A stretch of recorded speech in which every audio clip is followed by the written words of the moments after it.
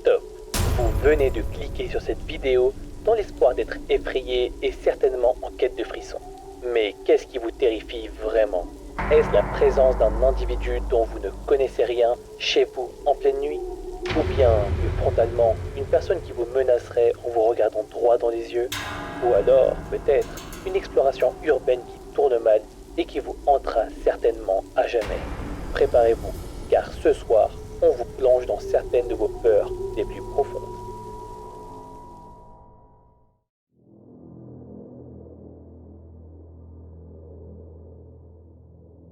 Rappelez-vous, il y a quelque temps maintenant, nous vous avions raconté l'histoire d'une jeune femme qui avait fait une étrange rencontre en faisant du parapente. Et bien pour les plus fidèles d'entre vous qui s'en rappellent, elle revient ce soir pour nous raconter une autre histoire qui lui est arrivée. Une histoire tout autant, voire encore plus flippante. Présentons un peu Anne. Première chose à savoir, c'est une jeune femme très rationnelle. En gros, elle ne croit pas du tout au paranormal. Ceci étant dit, il faut savoir qu'elle travaille dans l'enseignement et que c'est là qu'elle a rencontré Florence, sa collègue, il y a 2 ans. Le courant est tout de suite passé entre elles. D'ailleurs, très vite, cette collègue est devenue une grande amie. Elles passent beaucoup de temps ensemble en dehors des cours, elles passent même régulièrement des vacances ensemble. D'ailleurs, pendant l'une d'entre elles, Florence a invité Anne à passer quelques jours dans la maison de ses parents. Cette maison est assez éloignée, elle se trouve dans la campagne autour de Toulouse. La maison est spacieuse, il y a une piscine, un grand jardin donnant sur des champs, et il faut savoir qu'elle se trouve à la fin d'une impasse. Tout excitée, bien entendu, Anne accepte l'invitation. Et c'était exactement comme elle l'imaginait. Les 2 filles profitent de leur journée de détente entre piscine et cocktail. Jusque-là, les vacances sont paradisiaques. Mais vous allez voir que tout va très vite basculer. Un soir, les 2 jeunes filles regardent tranquillement un film dans le salon. Au bout d'un moment, Anne quitte le salon pour aller chercher son téléphone qui charge sur la table de chevet de sa chambre. Petit détail important quand même, il faut savoir qu'au moment où se passe l'histoire, il fait vraiment très chaud. Pas du tout comme maintenant. Les 2 jeunes femmes laissent donc tout le temps les fenêtres de la maison ouvertes pour laisser entrer la fraîcheur. L'endroit est calme et plutôt safe, surtout que la plupart des fenêtres ont des barreaux. Les autres n'en ont pas, mais ils ont quand même des panneaux qui sont en fait des moustiquaires pour se protéger. Mais lorsque Anne va dans sa chambre, elle se rend compte que l'un des 2 panneaux de la moustiquaire qui se divise en 2 parties est tombé. Bon, ça peut être le vent, peut-être qu'il était mal fixé, bref, elle ne s'en inquiète pas plus que ça et retourne dans le salon. À la fin du film, Anne et Florence décident d'aller se coucher, chacune ayant sa propre chambre séparée par la salle de bain. En y allant, Anne explique à Florence que sa moustiquaire est tombée, donc tout naturellement, son amie lui dit qu'elle va venir la réparer. Apparemment, ça arrive très souvent qu'il tombe, donc pas de souci à se faire. Mais lorsqu'elles arrivent dans la chambre, la moustiquaire est bien en place. C'est hyper étrange. Anne se dit qu'elle a peut-être mal vu, elle essaie de se rassurer un petit peu en fait, et finalement elle passe complètement à autre chose et décide de s'endormir. Au départ, la nuit se déroule complètement normalement, malgré quelques bruits occasionnels dans le couloir. Anne les attribue aux allées et venues de Florence, ou peut-être à son chat aussi qui est présent dans la maison et qui aime bien jouer la nuit. Mais il y a un moment en particulier où Anne entend un bruit dans sa chambre. Et ce bruit, il vient du grand placard qui se trouve dans un coin de la pièce. Toujours aussi rationnelle, Anne se dit que c'est forcément le chat. Peut-être qu'il s'est enfermé sans faire exprès dedans. Bien décidée à vouloir se recoucher, elle se lève pour vérifier, mais ne trouve pas le chat. Bref, cette fois trop fatiguée, Anne se rendort et elle se réveille au bon matin. Au réveil, son chat qui s'appelle Poupée est là à côté d'elle. Le trouvant super mignon, elle décide de prendre une photo du chat avec son téléphone, mais là, elle remarque une photo. Une photo qu'elle ne reconnaît pas dans sa galerie. Sur cette étrange photo, on peut voir ses pieds devant le placard. Complètement intriguée mais surtout paniquée, Anne pose la question à Florence pour savoir si c'est elle qui a pris cette photo, mais Florence ne comprend pas, et bien sûr l'assure que ce n'est pas elle.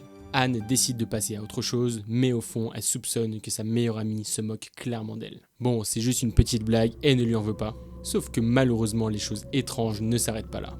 Plus tard, dans la journée, Florence veut prendre Anne en photo, mais là elle voit quelque chose d'étrange, une photo qu'elle n'a pas prise. La photo est floue, mais elle a l'impression de se reconnaître en train de dormir. En voyant ça, les 2 jeunes femmes commencent à vraiment sérieusement flipper. À partir de maintenant et pour éviter tout problème, elle décide de fermer toutes les fenêtres équipées de moustiquaires et de ne laisser ouvertes que celles qui sont sécurisées par des barreaux où personne ne peut rentrer. Sauf que pour son plus grand malheur, c'est la nuit suivante qui va traumatiser Anne à jamais.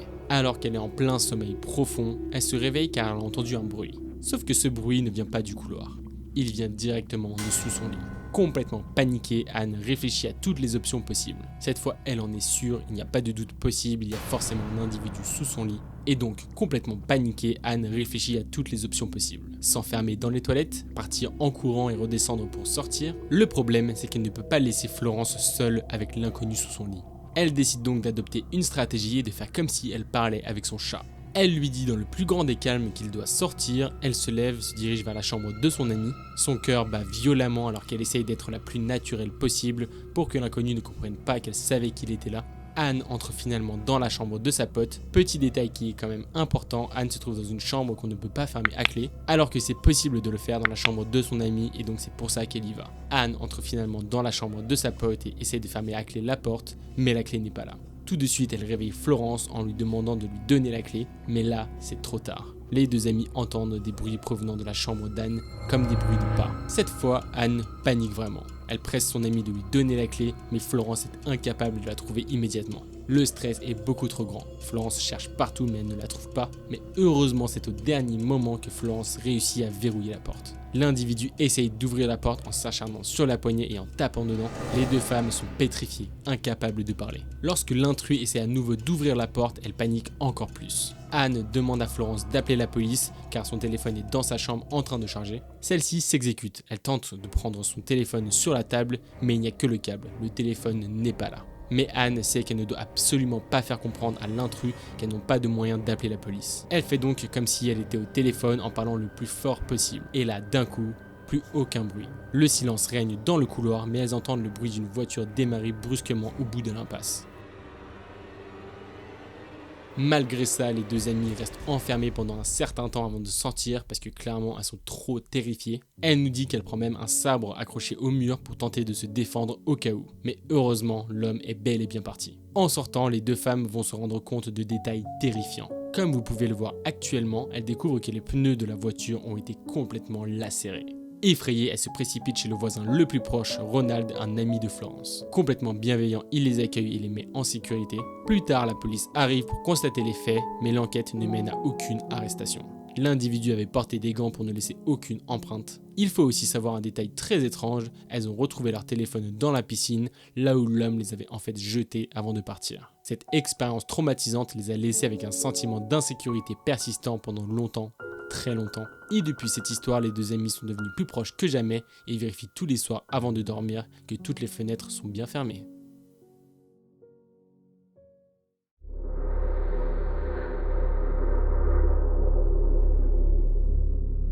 Bon, on est parti pour ce deuxième récit de cet épisode de Thread Horreur. Et avant de vous raconter son histoire, il faut savoir que Nadia, âgée de 33 ans, travaille depuis 3 ans dans un refuge à la SPA. Et le moins que l'on puisse dire, c'est que travailler dans un refuge SPA, c'est loin d'être simple.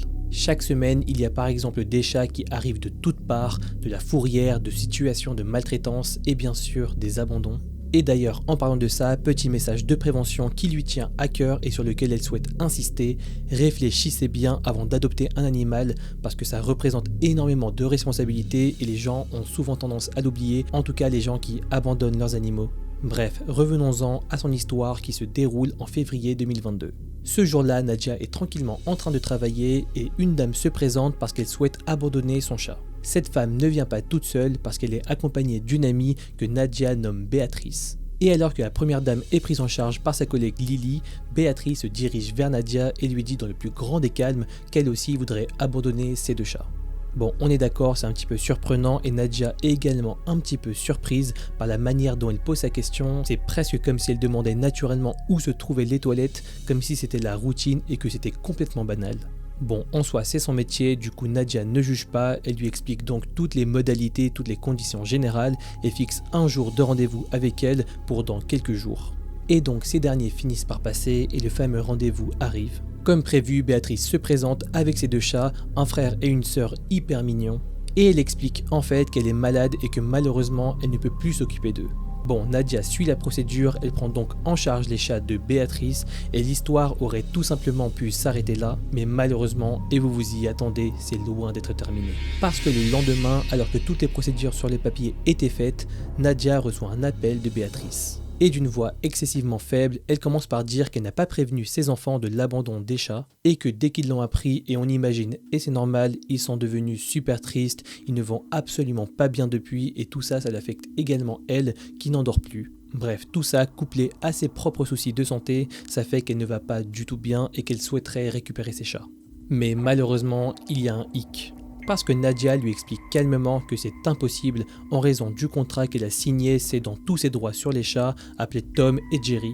Et en entendant ces phrases, Béatrice commence à insister de manière hyper dramatique. Elle pleure de plus en plus au téléphone en disant qu'elle devait vraiment récupérer ses chats, que c'était une question de vie ou de mort. À ce moment-là, Nadia ne sait juste pas comment réagir, elle sait juste qu'elle ne peut tout simplement pas, à son niveau en tout cas, mais pour gagner un petit peu de temps, elle finit par lui dire qu'elle va en parler à sa responsable.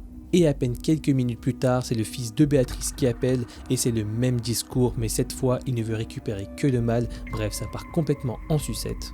Encore une fois, Nadia répète que c'est une situation qui est vachement compliquée et que ça ne dépend malheureusement pas d'elle. Mais un peu à court d'arguments, elle décide d'en parler à sa responsable qui prend donc le relais de l'affaire. À ce moment-là, Nadia et sa collègue Lily, qui avait pris la première dame en charge, pensent que l'affaire est réglée, mais ce n'est malheureusement pas du tout le cas.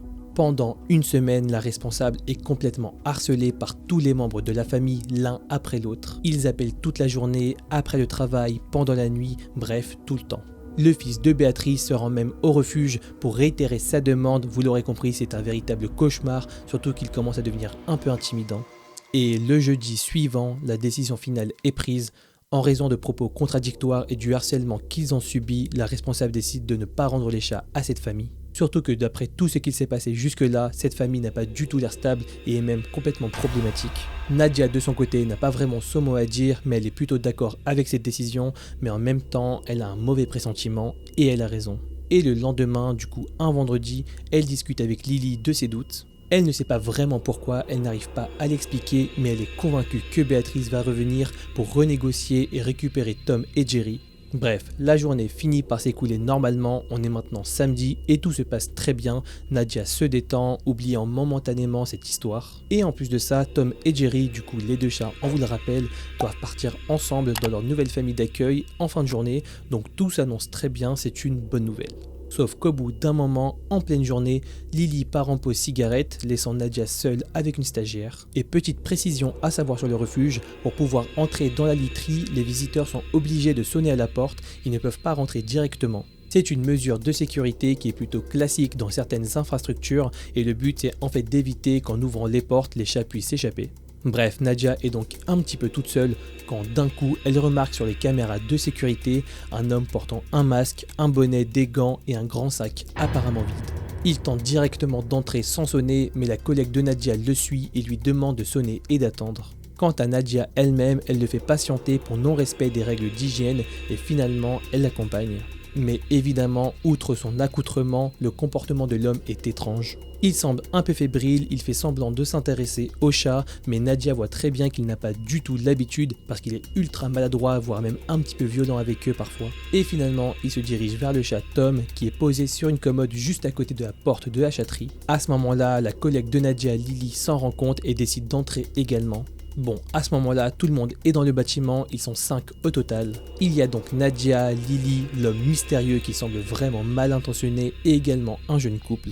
Et évidemment, lorsque l'homme commence à se rapprocher dangereusement de Tom, il commence à le regarder de plus près, commence à fouiller un peu ses oreilles et examine le tatouage caractéristique qui l'identifie. Bon, Lily essaie de garder les choses calmes, elle lui explique subtilement que Tom va être adopté ce jour-là, mais l'homme continue et essaye même de porter le chat, même si ce dernier se débat clairement. À ce moment-là, même le jeune couple réalise qu'il se passe quelque chose d'étrange et prévient l'homme que le chat ne veut pas être porté. Mais malgré ça, malgré tous ces avertissements, il commence à devenir de plus en plus bizarre, commence à regarder les gens dans les yeux avec un air vraiment malsain et ne réagit pas du tout. Et soudain, sans prévenir, l'homme ouvre la porte de la chatterie avec le chat dans les bras et s'enfuit en direction de la porte d'entrée.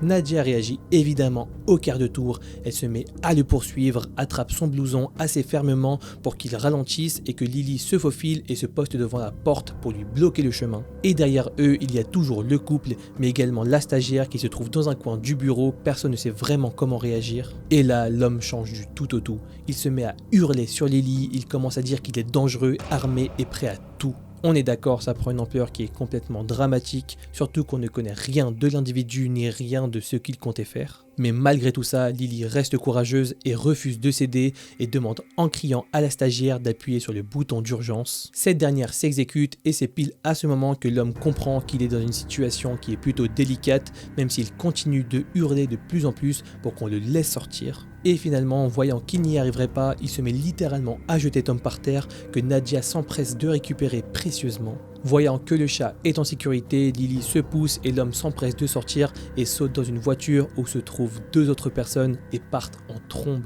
Mais rappelez-vous, on est samedi et donc il y a beaucoup de monde ce jour-là. Et grâce à la foule qui était présente ce jour-là dans le refuge, plusieurs bénévoles réussissent à prendre en photo leur plaque d'immatriculation. La situation se calme enfin, Lily et Nadia sont complètement sous le choc de ce qu'elles viennent de vivre. Et la stagiaire, qui était un petit peu plus à l'écart, qui avait un peu plus de recul sur la situation, va révéler un détail vraiment flippant. L'homme avait tout simplement un couteau d'une trentaine de centimètres dans la poche arrière de son pantalon. Évidemment, Nadia et tout le staff sont complètement terrorisés en apprenant ça. Cette dernière ne l'avait pas du tout vu et n'avait pas réagi lorsqu'il avait dit qu'il était armé. Elle pensait qu'il voulait simplement les intimider sous le feu de l'action. Finalement, quelques minutes plus tard, les gendarmes arrivent et chacun fait sa déposition. Plus tard, Nadia apprendra que l'homme s'avère être un dealer qui avait déjà été arrêté pour menaces et violences physiques. Donc ouais, clairement, ce n'était pas du tout du bluff.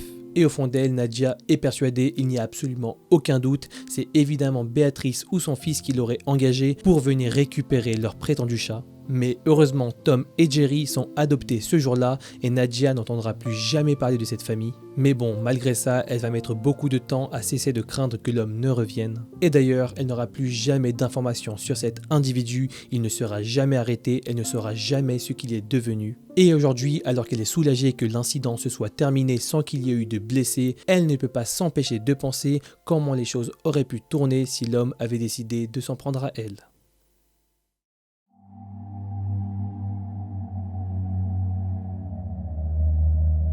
Est-ce que vous pensiez qu'on en avait fini avec Anne, la jeune femme de la première histoire? Eh bien, pas encore.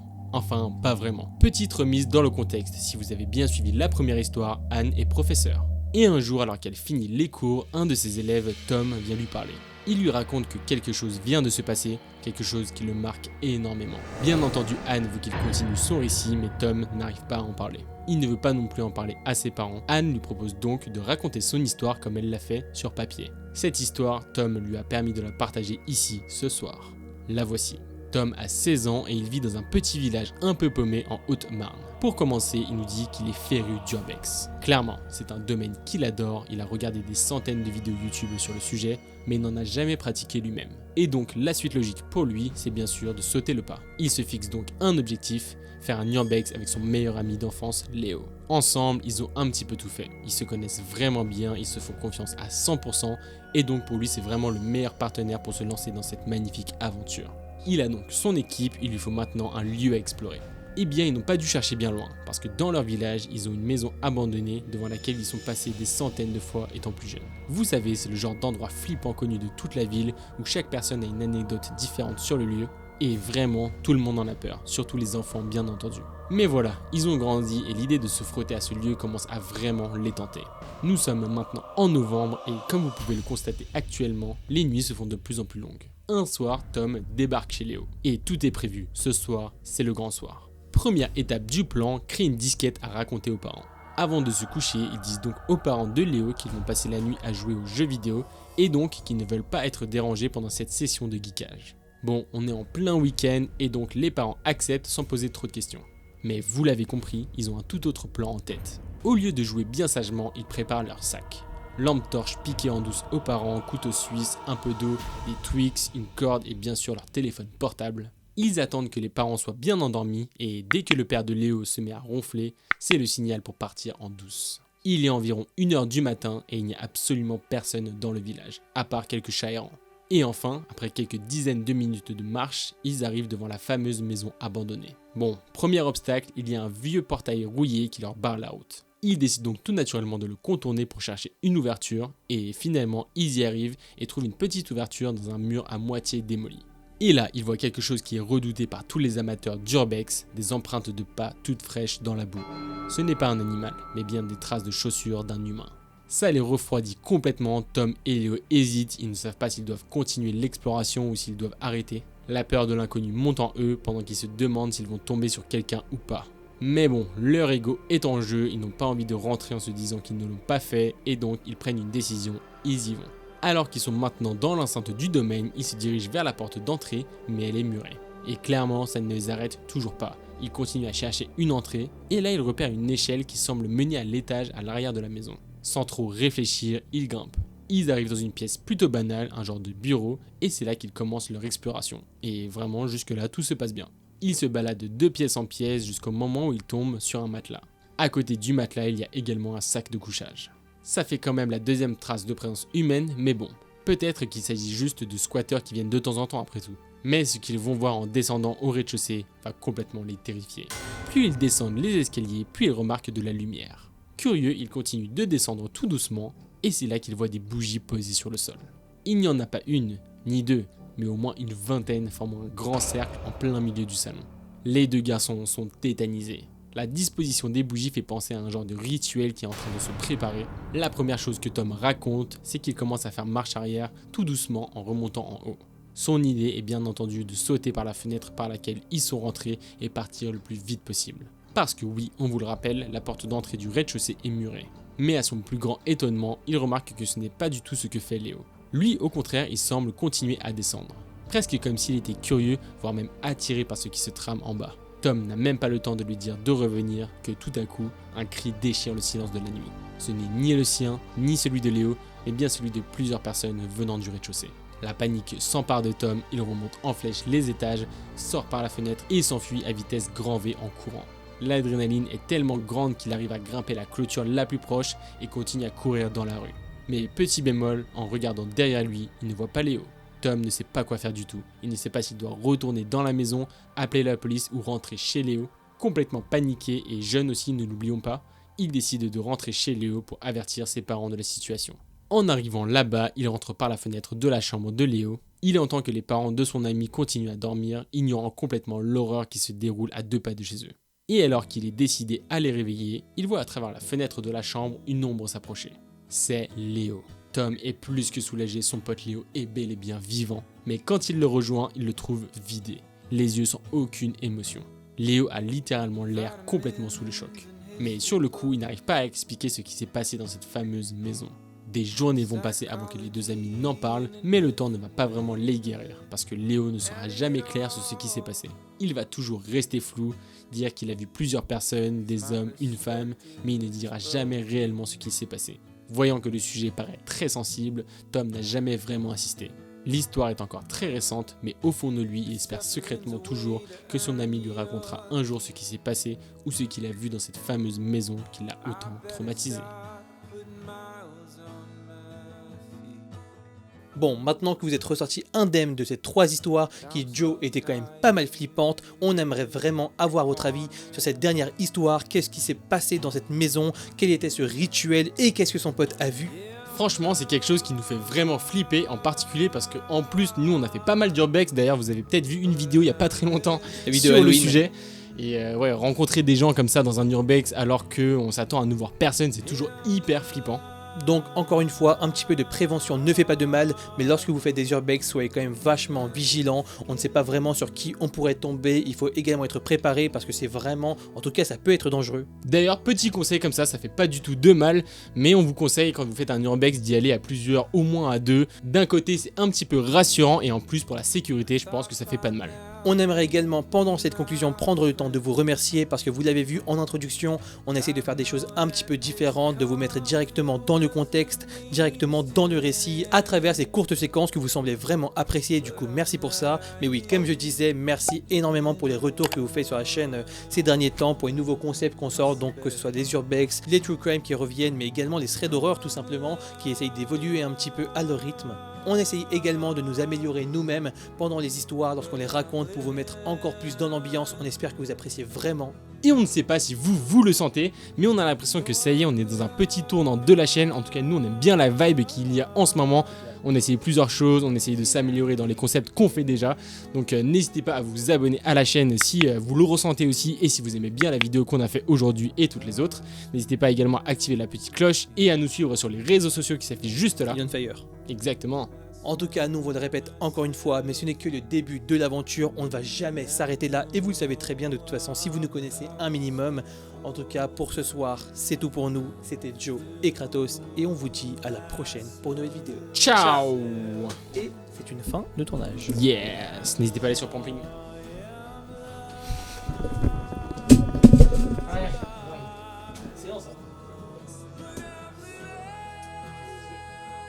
Ok. Je suis actuellement seul. Kratos c'est parti. Les deux jeunes femmes laissent donc tout le temps les fenêtres de la maison ouvertes pour laisser entrer la chaleur. Bah non, pas du tout. C'était lui hein, pour Edgain. Hein. Ouais. C'est lui pour Annie Michel aussi. On lui rend honneur en vrai si c'est ce genre là. On n'oublie pas les vrais nous. Eh ouais. Dun, dun, dun, dun, dun, dun, dun, dun, dun, dun, dun, dun, dun, dun, dun, dun, dun,